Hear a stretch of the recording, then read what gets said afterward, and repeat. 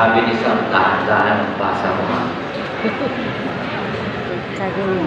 Mapagpalang araw po sa ating lahat. Kamusta po kayo? Kamusta po kayo?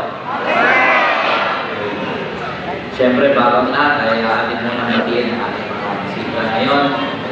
Isang pagpupugay ko sa ating ginagalang at minamahal na Congressman ng lungsod ng Muntinlupa, Congressman Attorney Jimmy Fresnelli.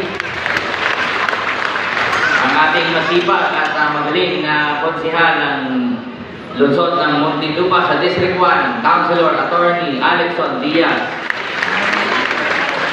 Sa ating Director ng DILG, Director Norian Planas at ang kanyang mga kasama sa DILG, ma'am, maraming salamat po. Sa ating mga ginagalang na punong guro ng Muntinlupa National High School, Dr. Rosendo Sanggalang, at ang principal ng Poblasyon Elementary School, Dr. Raul Felix.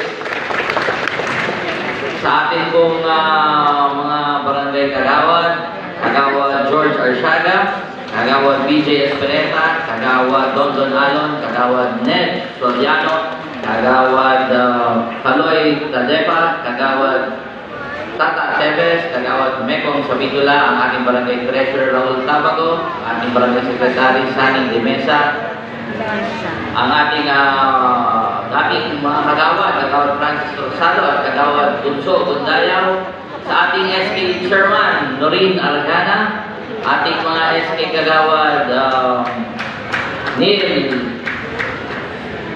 Arsiaga, SK kagawad RC Reyes, SK kagawad Briggs Claudel, SK kagawad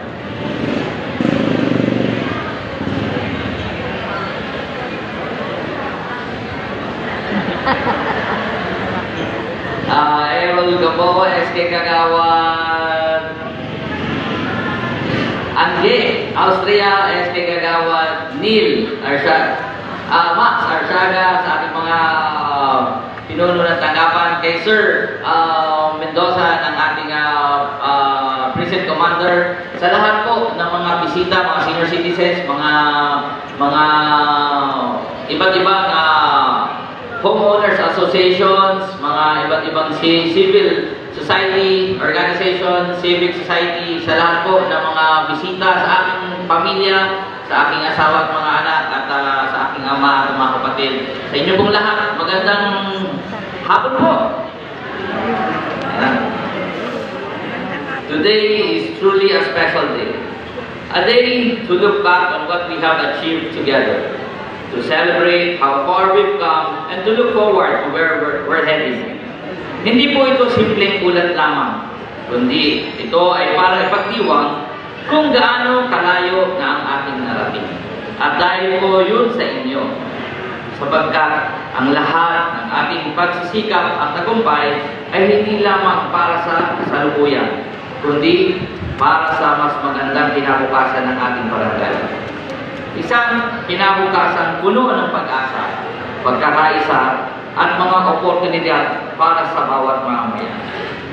Kaya naman, isa sa pinakamahalagang paraan upang maipagpatuloy ang pag-unlad ng ating barangay ay sa pamamagitan ng edukasyon ng kabataan.